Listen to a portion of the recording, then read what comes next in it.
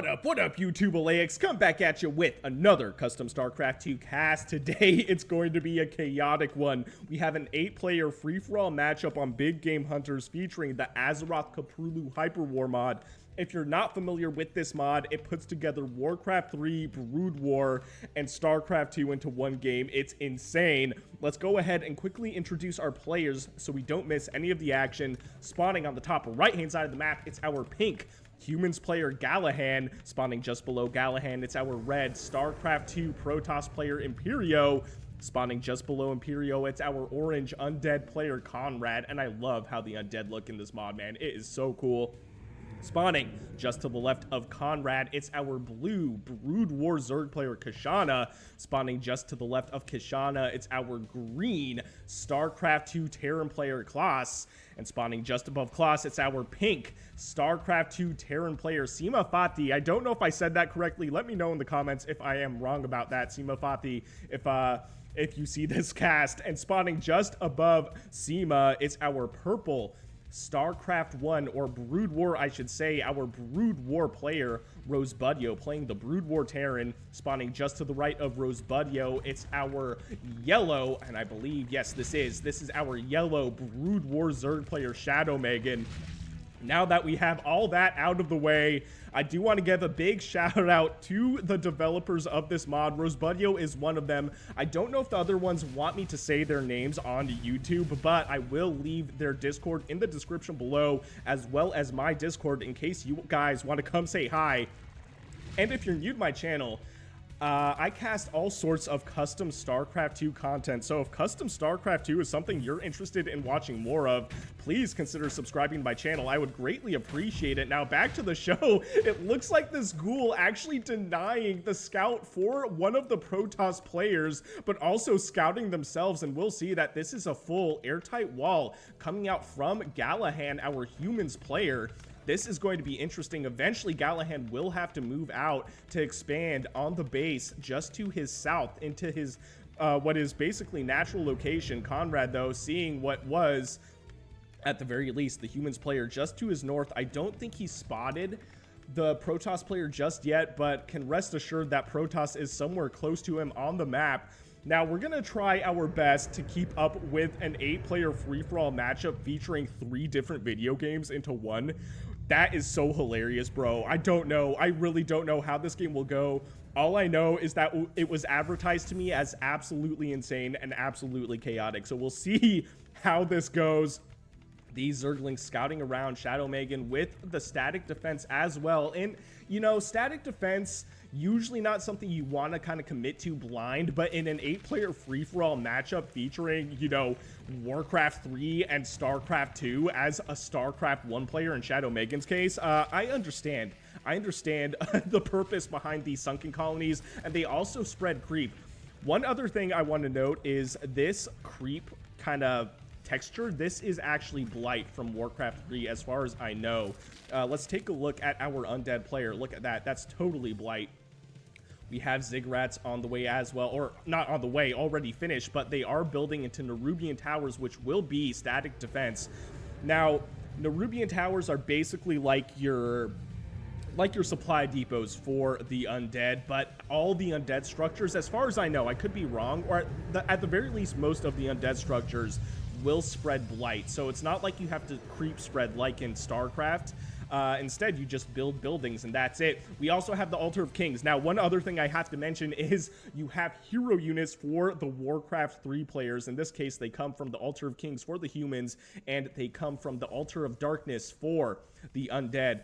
Nephrithos, which is not his real name. If you actually hover over his portrait, you will see his real name, Thebis Ra, or Tebis Ra. I don't actually know how to say that. I haven't played Warcraft in so long, but this is a hero unit, and they also have a level, and they can level up all the way to level 10, and at level 1, you can choose any of these abilities except for this one, Learn Locust Worm, which is a level 6 ability. So we have all sorts of abilities for these hero units. It really does put Warcraft in kind of, I want to say, an advantageous position. What was that? That must have been a scout. This siege tank, well, no, this siege tank, wait, okay, I saw a siege tank shot. There's another siege tank somewhere. Where's this? Oh, okay, never mind. That wasn't a scout, that was a real worker. And the siege tank actually eating a couple of those, but at 5 minutes in the game, we already have a battle cruiser. Oh, that is hilarious. These Marines running away. We already have chaos. We have a capital ship at 5 minutes and 20 seconds into the game doing so much damage, but CEMAFAIHI, oh, a little bit overextended, I wanted to say, but no, pulling back this battle cruiser, bruh. That is wild. Klass trying to save this barracks. And Klass, I keep wanting to say Klaus, but your name is not spelled Klaus, but I keep wanting to say that. I just want you to know.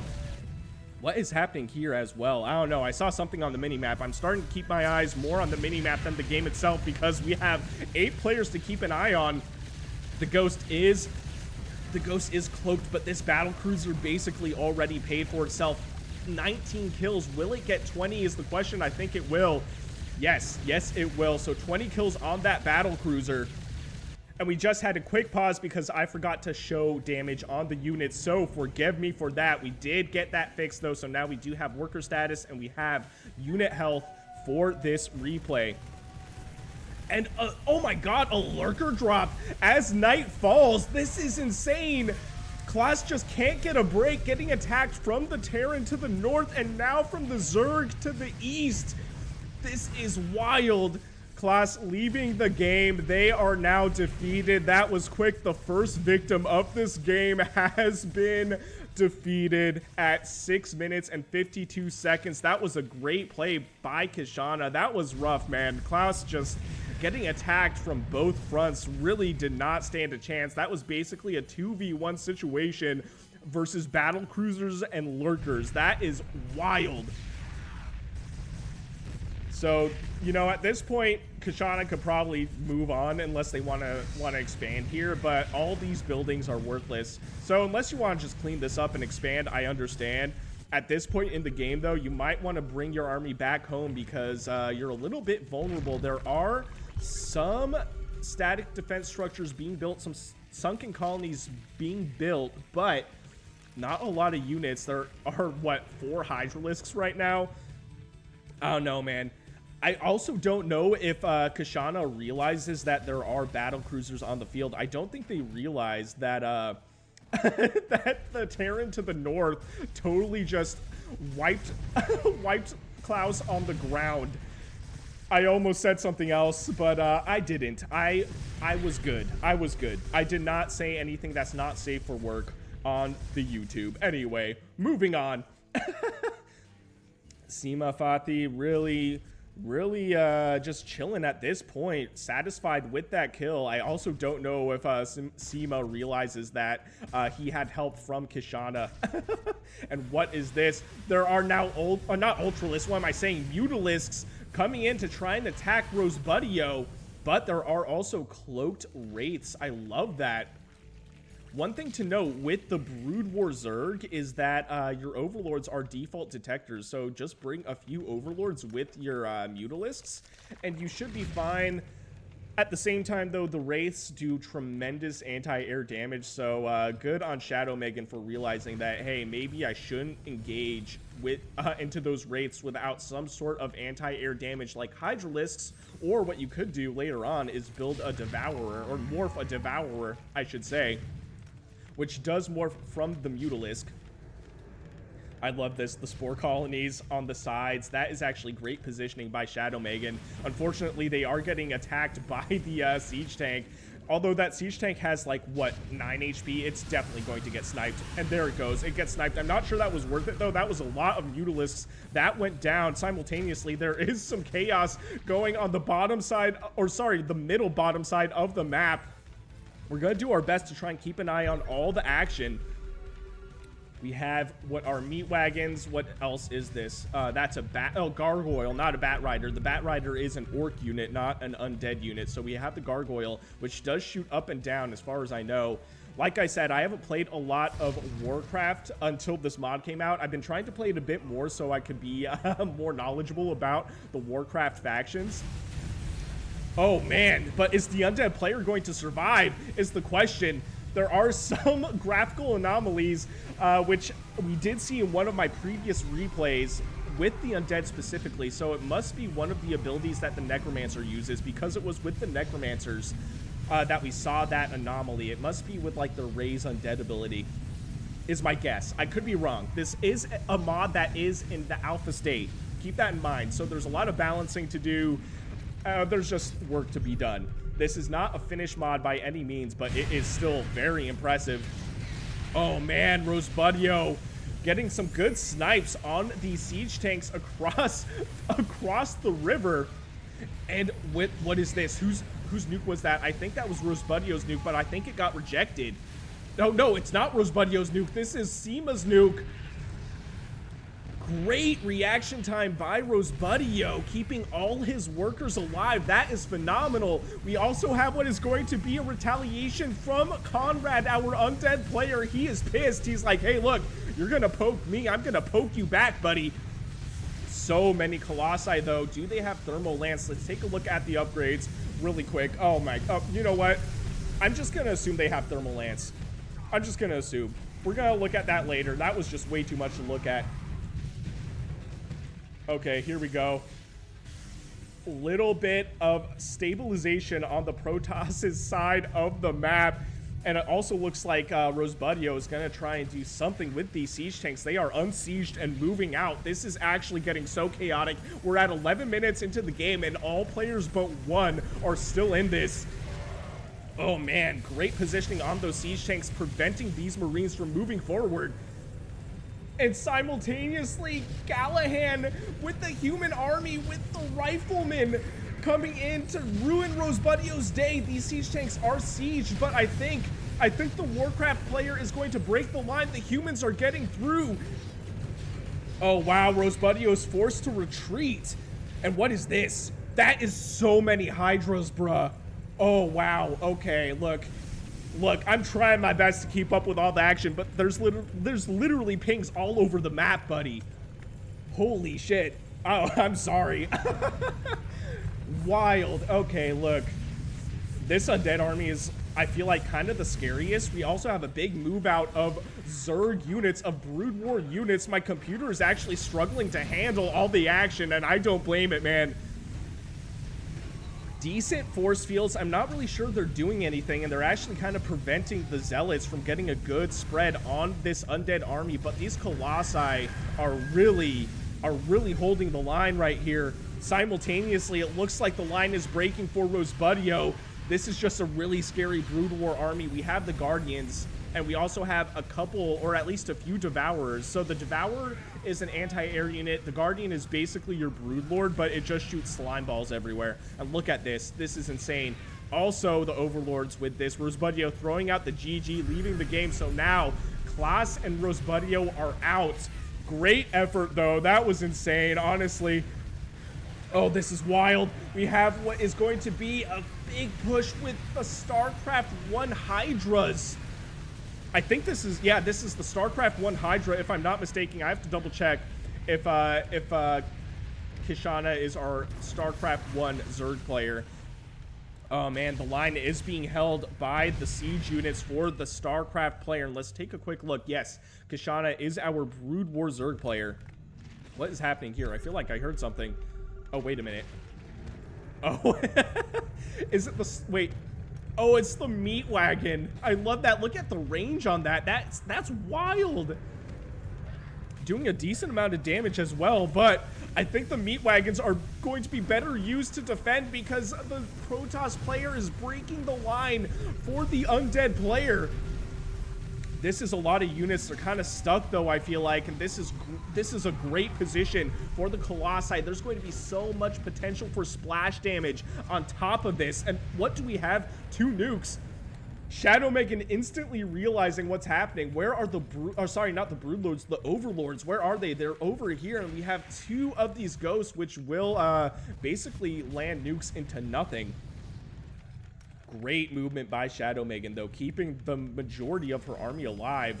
Also, Imperio doing a great job at keeping the pressure on the undead player. ShadowMegan saying, no voy a caer o saer en esa otra vez. I think that means I'm not going to fall for that again. I think. I think that's what it means. I don't speak Spanish too well. Let me know in the comments if I was right. I'm actually really curious about that. Bruh, the chaos. I was not lied to. I was absolutely not lied to. Oh, and the Tempest as well. The reason I'm not using the production tab, we're kind of going into this blind, is because this is our production tab. Yeah, we're not gonna mess with that. I am curious about the APM for these players. Okay, pretty decent spread. Pretty decent spread, I would say. Another nuke detected. Oh, man. Oh, no. Does Kishana realize that? Kishana just flew an Overlord over this ghost. Bruh, move. Move your workers. Oh, no. So many workers going down. This, this ghost with now 21 kills. That is insane. I had to check my mic. Excuse me if you heard that. I feel like I bumped the cord. Oh, and another nuke on top of the Protoss army, but Imperio realizing that, moving back. My paranoid ass would move these back even farther, even though I think most of these structures are safe. And yes, they are. A little bit of shields falling on this assimilator. Really not that bad. This ghost is just being a real pain in the ass. The Zerglings are like, come on, man. And the ghost cloaks. I love that. Where is it? Here it is. SEMA. That is brutal. So, looks like Imperio is satisfied with the damage done to the undead player and is now going for what is our pink humans player, Galahan. And we just switched from what was StarCraft music to Warcraft music. I love that they added the soundtrack for Warcraft 3. That is super sick. Another nuke. Another 2 nukes? Oh, no. Oh, no. Imperio, you gotta move. You gotta move your stuff. You gotta move your stuff. And we also have a big engagement up top. Let's see if he moves these, though. I gotta see it. Oh, no. All these workers. That is rough, dude. That is so rough. 43 kills on that ghost is disgusting. Dog. That is rough, bro. Okay. I'm in so much pain. These nukes, dude, they're everywhere. Another couple nukes being called on top of this. I don't know if this is going to actually hurt SEMA more than the Zerg. Okay, they fall on nothing. Could have been worse. And we have a big move out of the undead as well. Oh, dude. And ShadowMegan coming in from the sky to attack the StarCraft 2 Terran player. Look at all these Ghost Academies. No wonder we have so many nukes coming out from SEMA. That's insane. Okay, these Colossi are the move. This is definitely the meta, I feel like, going up against Warcraft 3. The Warcraft 3 units are very tanky, though. Now we have the Protoss player going up against both of the Warcraft 3 players in this matchup, going against the humans and the undead. It looks like they decided that they have a common enemy. Kondrad and who is it? Galahan. They're like, hey, look, let's take care of the StarCraft players first, and then we can worry about each other. How about that? We have a common enemy. Now we see the undead and the humans working together. Wild. Are we going to see the Zerg come in and help the Protoss, though? That's the question. Looks like the undead is retreating, though, leaving Galahan to his fate, going against what are Tempest and a bunch of Colossi. Actually, wait a minute. Is there only one Colossus left? Yeah, there's only one Colossus left. So all the Colossi, except for one, went down. This one does have 16 kills at 3 upgrades, with the exception of shields. So very strong upgrades for all our players at this point, I think. Oh, and ShadowMegan, she's pissed about these nukes. She's like, I'm not going to fall for it again. And in fact, I'm going to destroy all your Ghost Academies. What do you think about that? These Guardians are being a pain in the ass for everybody, though, I feel like. I mean, they pushed Rosebudio out of the game. Galahan says, something work. Oh, yes, work's calling him. Oh, okay, damn. Rest in peace, Galahan. Rest in peace. We enjoyed watching you. So, Galahan forced out of the game by real-world events. SEMA, though, coming in to take care of ShadowMegan's Sky Army, and a lot of this Zerg is going down. This is so much. I love this. A mix of siege tanks and battle cruisers, but what is this? We have a huge drop of Ultras, Brood War Ultralisks, coming in to wipe. Oh, no, SEMA! just wiping the Terran out of existence. CEMAFAIHI saying something, Zerg, something. I don't know. I don't know. We've reached the extent of my Spanish understanding. This Thor going down. I think it did have 10 kills. Where's Galahan? Okay, Galahan was the pink humans. Damn, that sucks. I would have liked to see him stay in the game. Also, this is interesting. We have kind of like a tactical nuke in the back of this. We'll see. I think a couple of these units will get hurt, but they won't go down, unfortunately. This is just non-stop action. This is insane, but I think SEMA is just about out of this game, trying to fight both of the Brood War Zerg players and really kind of just being outlasted by both of them. I love this, the use of these Zerglings, but this planetary fortress holding the line, that is wild. Simultaneously, the undead going against the Protoss player, dude. I'm trying so hard to keep up with everything. This is so many. That's so many Tempests, bro. That's insane. A lot of splash damage on the ground as well. The Crypt Fiends do have the ability, I think, to pull down this Tempest, though, with their web ability, if I'm not mistaken. Forcing the retreat for Kondrad, though. Konrad's still in this game, despite being really harassed hard by Imperio. There's no reason for Imperio to move up to destroy Galahan's stuff unless Imperio wants to expand up there, though. So, one thing to consider, also no workers on this necropolis, but 27 workers out of 28 on this one. So, honestly, Kondrad is in a bit of a predicament, I think. This is a really scary army.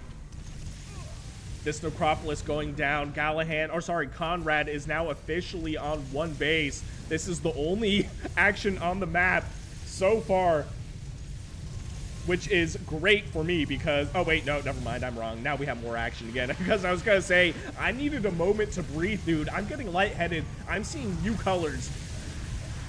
These ghouls kind of trying a last stand against these Colossi, but the splash damage is just so insane for the Protoss player. Look at all this undead. That is wild. Units just getting spawn killed. This is rough. Kondrad, this may be the final stand for our undead player, our orange Warcraft 3 player. Wow, okay. What level is our hero unit, by the way? Okay, he's at level 10. He has all his abilities researched and has 860 HP. Look at how tanky he is. Yeah, look at how tanky he is. Taking on an entire Protoss army is insane. And actually taking out a lot of these zealots. Finally going to go down here in a second. Maybe not, though. Oh, wow. That's actually wild. And also healing using, what is this? An XP bonus? Oh, wait, no, this is an XP bonus. Must be a different ability. Finally going down, though. Wild. Kondrad, that was a great last stand, man. GG, giving this engagement to our red Protoss player Imperio. So now what? We have like 4 players left, I think. We have ShadowMegan up top. We have, okay, SEMA, who's still in this game. That's wild. I didn't realize that SEMA's still in this. So SEMA, yeah, okay, SEMA, Kishana, and Imperio. So 4 players left in this game. Imperio happily cleaning up the undead forces to his south. I expect he will be expanding there, is my guess. And I was like, what is this? Is this a sneaky base? It's not a sneaky base. It's just cigarettes. And they are going down. Another engagement, though. I think Kishana ready to take out CEMAFAIHI. I love this. I love how hard he's trying to stay in this game. And these battle cruisers, one with 28 kills, one with 36 kills, is insane. This Raven with 2 kills as well. And the battle cruiser warps and SEMA leaves the game. No GG. That, you know, fair enough. Losing that last command center. And now we have Brood War versus Brood War. We have the Defilers. Where are the Defilers, actually? Am I missing something? Whatever. Wait, what was that ability? I totally thought that was the Defiler ability. I don't see any Defilers, though. Okay, let me know in the comments below what that was. Oh, no, there it is. There it is. I was driving myself crazy. I was like, that's definitely Dark Swarm. And I'm not seeing the Defiler. Oh, and now we got ShadowMegan coming for Imperio. I don't know if ShadowMegan realized what army composition Imperio had, though, because it was kind of like a split in the first part of this game where it was like the left side of the map versus the left side of the map and the right side versus the right side. We haven't really seen a lot of engagements kind of like horizontally across the map, you know what I mean? Imperio also expanding in a really ballsy location. Why aren't you expanding down here? That is actually funny. I mean, there is a watchtower here, a Zelnaga tower, so that's pretty good, but this is just such a risky location to expand. Where I would, like, commit my resources would be, like, all the undead places that I cleaned up. I would expand, like, right here, and I would expand in the undead's, like, initial spawn point. That's where I would go.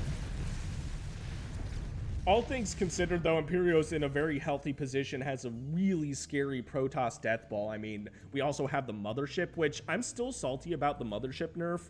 Like, it's one unit, it's not even that good. Just keep the cloak on the Mothership. Keep the, like, perma-cloak. Don't make it, like, a cloaking field ability that only lasts 20 seconds. That's so dumb. I'm pissed about that, man. And I will never not be pissed about that. Oh, wow, I love this. Brood War Zerg versus Brood War Zerg, but these Hydras are in a really good position, getting so much range damage on those Ultras with the Lurker support as well, forcing ShadowMegan on the retreat. And these Guardians are just a little bit too slow, and I think the Hydras have just such good anti-air capabilities with their speed and the fact that, you know, these Devourers are so slow that, yeah. This is going to be rough, actually, and Kishana going for the full send. Going to be attacking our yellow Brood War Zerg player, and I didn't realize this, but ShadowMegan has some really good expansions all over the top left side of the map. Imperio being like, you know what, let's let the players who are actually in this game kill each other, and I'm just going to clean up the player that had to leave for work so I can expand there, is my assumption. Oh, wow. Okay, look at this. So many Hydras. One supply Brood War Hydralisks are just disgusting, man. This is rough. ShadowMegan finding herself in a little bit of a rough position here. So much of the production and the tech is going down. These Zerglings trying to pick off some of these Hydras, but the Zerglings are at 0-0 and the Hydras are at 3-3 upgrades. That is a huge difference. ShadowMegan did go for the Sky Tech. So that is why we saw low upgrades on the ground units. This is just too many Hydras for ShadowMegan to deal with, I feel like. ShadowMegan throwing out the GG. We'll see if she stays in the game, though, to watch. Oh, man, nope. ShadowMegan does leave the game, and these Lurkers just ate a bunch of Zealots for breakfast. So what do we have now? We have Kishana in this game. I think it's just Kishana versus Imperio now. Yeah, so it's going to be Zerg, Blue Zerg versus Red Protoss, and this is now Brood War Zerg versus StarCraft 2 Protoss. We're at 30 minutes into the game, and it has not slowed down one bit.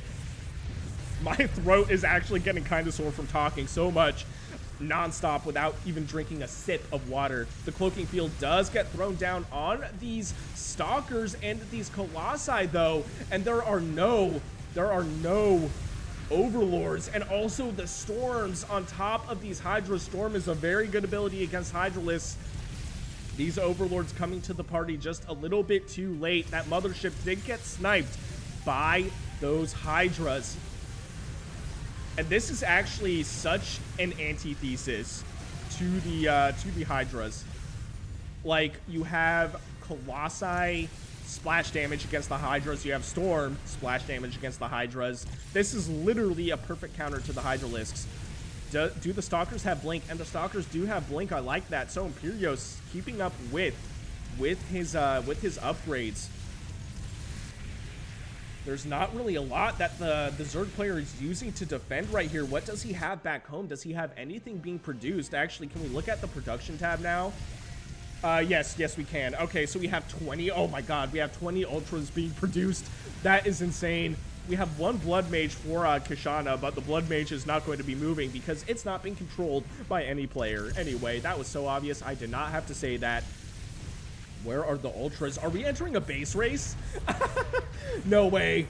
Honestly, I feel like looking at this army, what I would do is go back home and defend against this. I would be confident enough that I could defend against the Ultras, especially with the Tempest and their extra damage against massive units. Excuse me, I just hit my I hit my mic. I had to scratch my face. I am so sorry about that. Oh wow. Okay, look. Oh, what? Dude.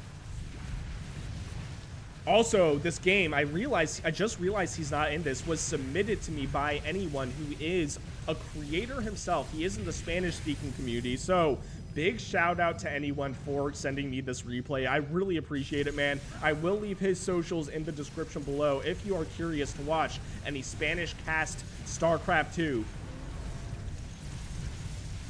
Oh, yep, and this is exactly what I wanted Imperio to do. Go back home, clean up those Ultralisks, because I feel like you're ahead. This is a lot of Zerglings, but I feel like going up against this army, these Zerglings are not going to be able to do too much. What they can do, though, is catch the Protoss army out of position and go for the economy. Like, you know, do a run by onto the probes or something. That's what I would do. Imperio, though, really working hard to push Kishana out of this game. A lot of the macro hatcheries are going down. One thing to consider, if you're not familiar with Brood War, is you don't have queens in the macro sense. Oh, and look, just as I said it. Yup, this is exactly what I wanted the players to do. They're listening to me, man.